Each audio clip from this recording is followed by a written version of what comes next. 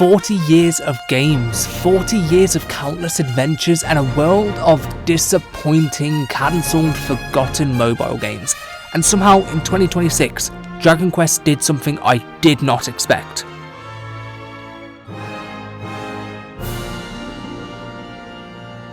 Now, that was the opening intro of Dragon Quest Smash Grow, animated by Kamikaze Douga, and you may know them from a few of these incredible works, and I absolutely love that Square Enix handed them Dragon Quest.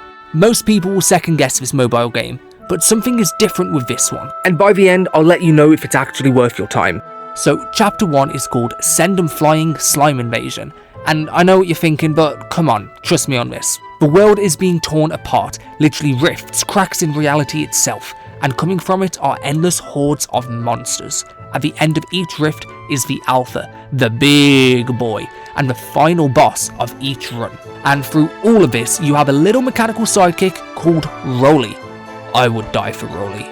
Roly is voiced by Toshio Furukawa, which is also a little famous. Now here's where it gets interesting.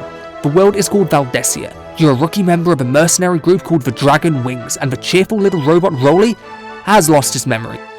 There's a mysterious little book that even Roly doesn't know about, and the world's danger is being revealed by the goddess.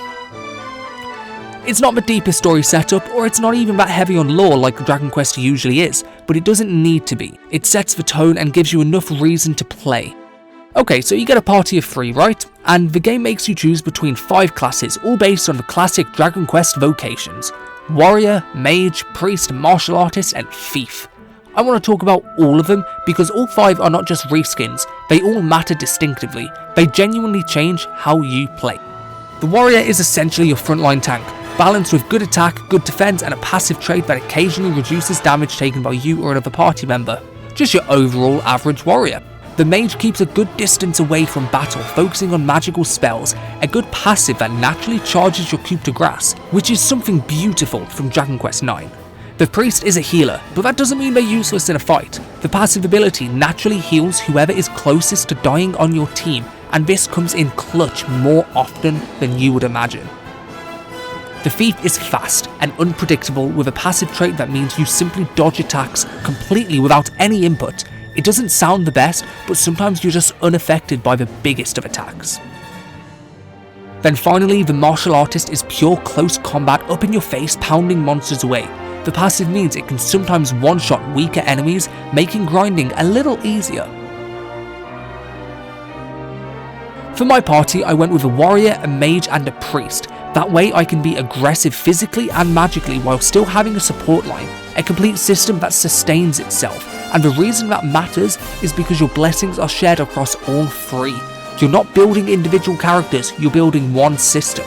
And I will get into what blessings are soon. Tell me below, who are you choosing for your party?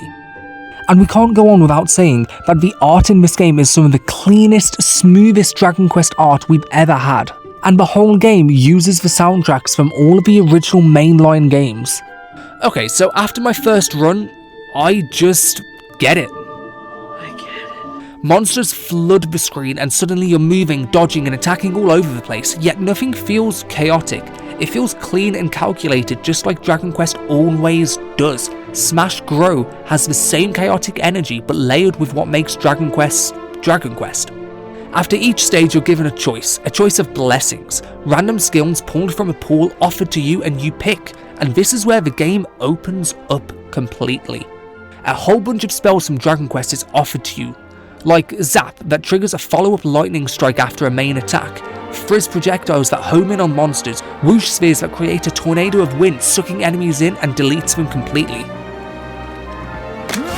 Crack arrows that send a barrage of piercing ice to groups of enemies. You get where I'm going with this, but here's the thing.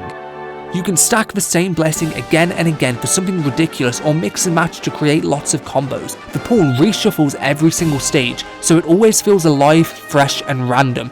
It actually gives you a fun roguelike gameplay loop.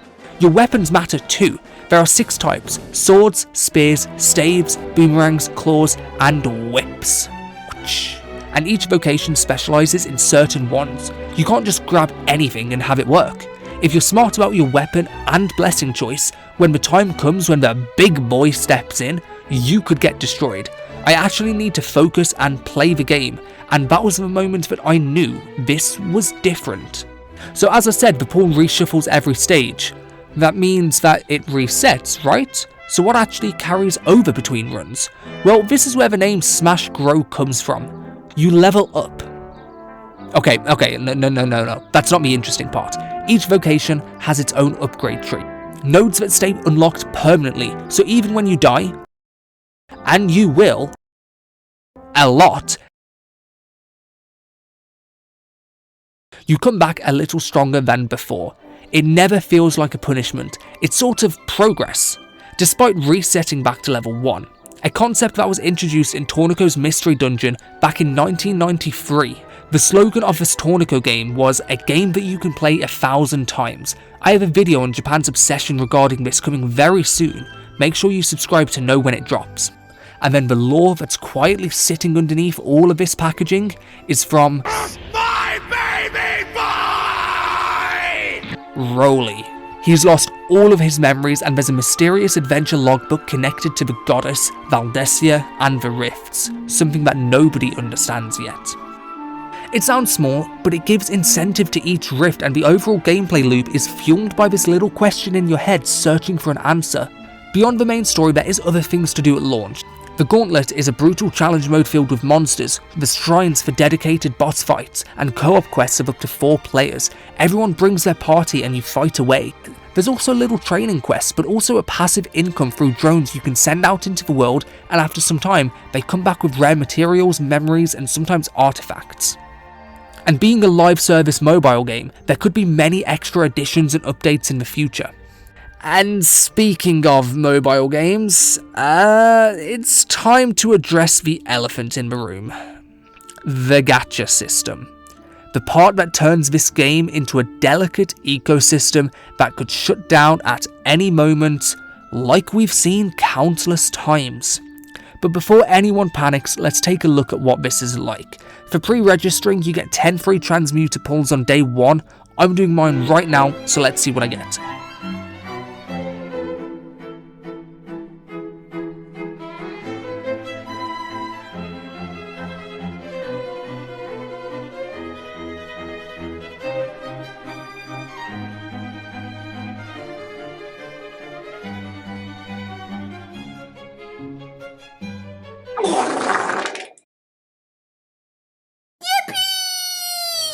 Gacha games are notoriously known for being shut down when in-game currency sales drop.